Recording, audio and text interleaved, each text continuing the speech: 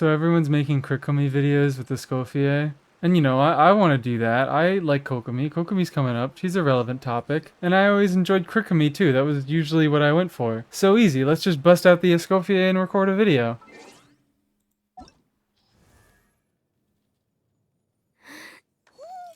Oh.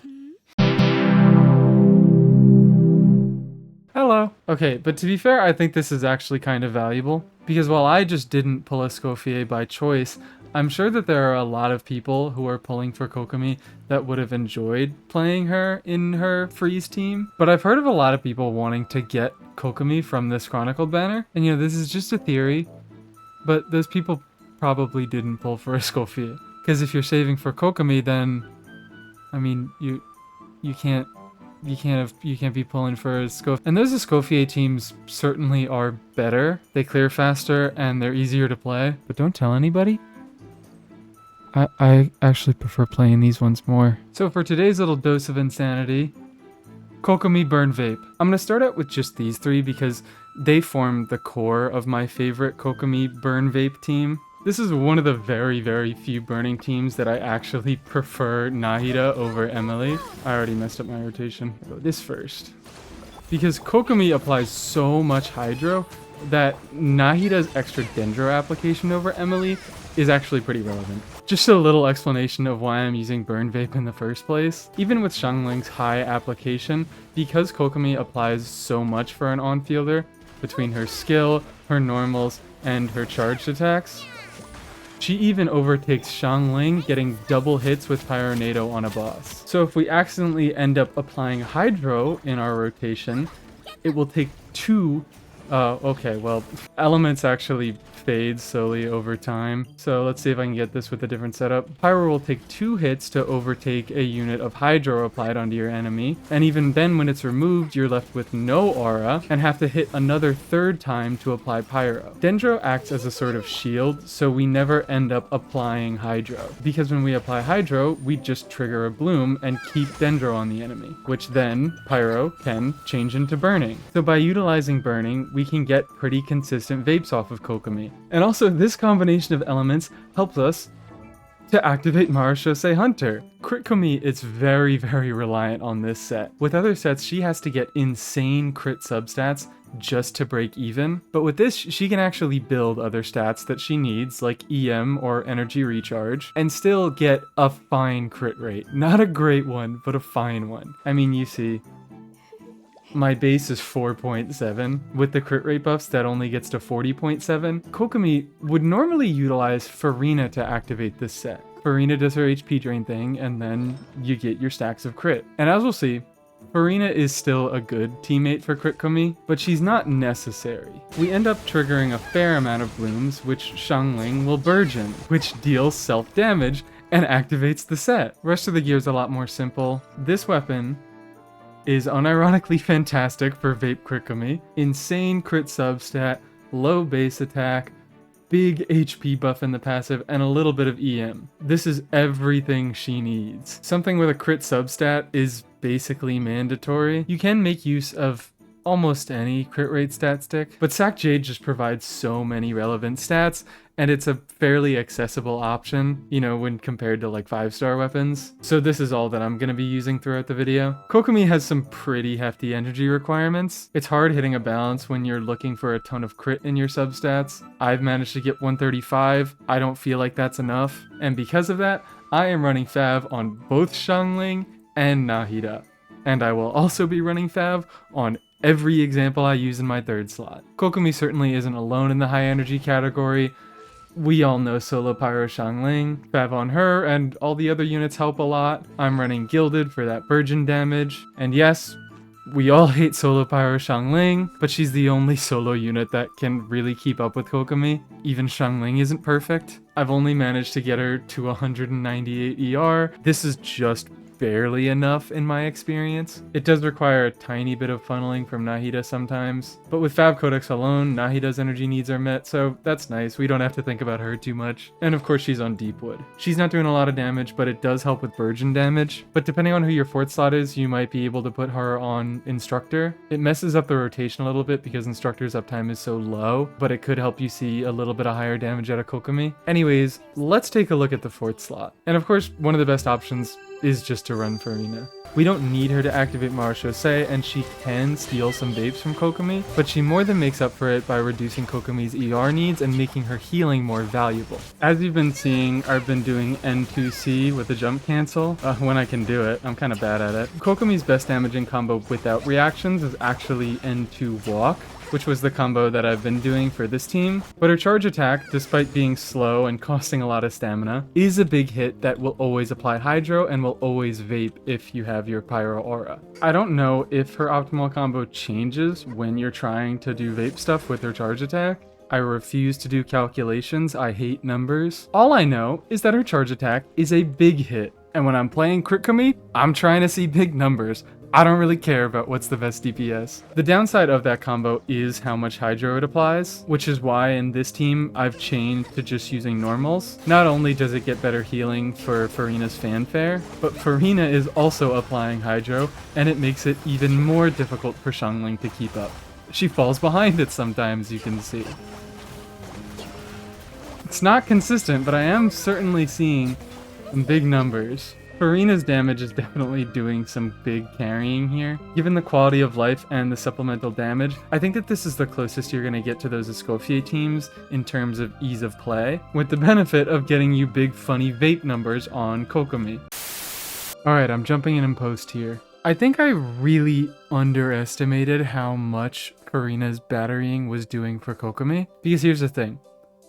Kokomi is kind of terrible at generating energy. First off, the energy is tied to the jellyfish hitting opponents, which it's a stationary AoE. If the enemy moves, no energy for you. Second, you use the jellyfish to set up your rotations, and then will refresh its duration by using her burst, which, on note of the first issue, doesn't allow you to reposition it. But second, if you slow down your rotation because maybe you have to battery or maybe you just mess up and get hit, if that jellyfish disappears before you burst, it's gone. So based on whether enemies move or whether you get your rotation right, Kokomi can have wildly varying energy needs. Fuwina summons, giving consistent particles to Kokomi while she's on field helps a lot. Next version, an option that leans a little bit more into Kokomi damage, uses xilonen. Oh, I already have her equipped on Instructor, so I guess I'll show off that rotation first. If she's on Instructor, you can run her at the end of your rotation, or, you know, the more likely scenario, and also probably the better one. Sorry, Yunjin, I'm taking it back. Or, because you start with Kokomi in your rotation anyways, just... Oh, well, I messed up, but start with her at the front to get your Hydro crystallized for Scroll. Oh, God. I keep messing up the charge attack. I keep canceling it too early. Ooh, there we go. There we go. Alright, I'm actually doing what I'm supposed to be doing now. Nahida's mark can make it a little difficult to overtake with Hydro in follow-up rotations, but it is possible to set everything up. Alright, I've just swapped Xiangling over. He didn't seem like enough, so I got a 216 ER build. I hope this feels a little better. Oh, well. Whoops. Did not battery Kokomi. Yay! 1000 damage crits. Yeah, really make sure to put enough ER on your Kokomi. I keep messing up the timing again. There we go. Ooh, I saw 50k. Okay, great. Hit him. Hit him. Vape. Hit that 5% chance. Vape. Or, it's gonna vape. I just want to crit. Fuwina may not be necessary to activate Marashosei, but she is necessary to activate Kokomi's burst. I'm gonna stand near the jellyfish so he walks near it. I can't. He's just gonna walk off in this direction and do nothing. Do I have to battery? That might actually be the solution. Battery Kokomi with xilonen. Oh, and he got his Hydro resistance increased. So it's good to know that at least I'm doing good damage. I should stop fighting this guy. This guy self-applies Dendron. Actually, self-applying Dendron won't be a big issue. It might also give us a better idea of how much Kokomi is doing, because burgeon damage is not nothing in this team. Time to battery, woohoo. Alright, I just don't have enough ER on it, Kokomi in this team at all. Yay, bursting every other rotation on our unit who's actually dealing our damage. Dear lord, this is horrible. Could realistically toss some levels into this. See if I can make the build function.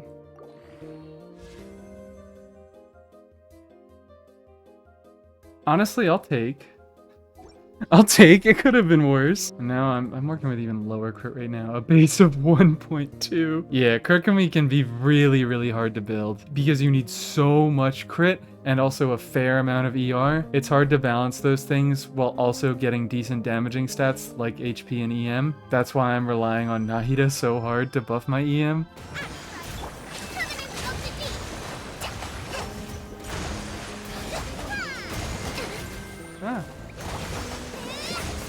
I'm looking better already. I'm not gonna get a second rotation on this guy, so I'm not gonna bother with my burst.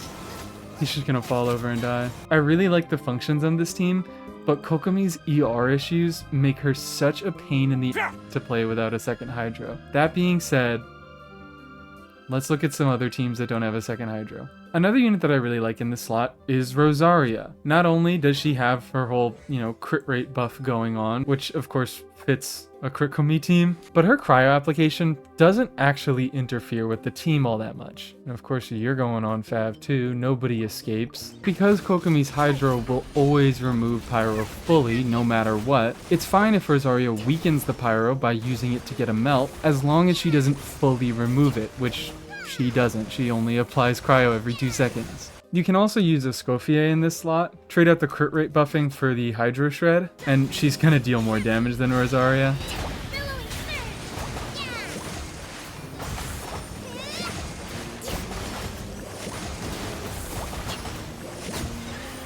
I'm not getting a lot of crits, surprisingly. Guess I did drop a little bit of crit rate. I was sort of confused because I was having so many energy issues in the xilonen variant. This is actually my preferred variant of the team. This is my favorite. And even with a lower ER build, I remember not having much trouble with energy on Kokomi. I think it's just because Rosaria generates a ton of particles. The skill itself generates 3 particles, which isn't a ton, but it's on a 6-second cooldown, so you can do it multiple times in a rotation. And when holding Fav, she can end up being a pretty decent battery, even for non-cryo units. Weirdly enough, it feels like you can make Kokomi's energy needs a little bit better by going even harder into Circle Impact. Escoffier's skill cooldown, it's much longer, although I think it generates 4 particles. Rosaria will still generate more throughout an entire rotation if you do 2, which is very possible. Yeah, 4 particles. And I didn't even look. It's on a 14-second cooldown? 15. He's gonna dash outside of the range of this immediately. Thank you.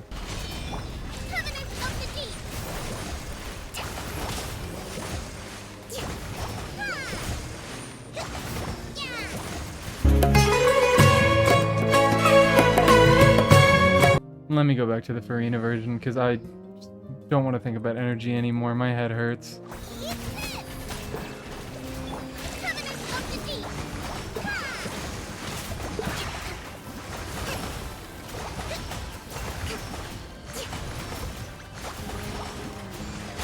And it seems to be the highest damage version, because Fuwina carries. So yeah, that's it for me.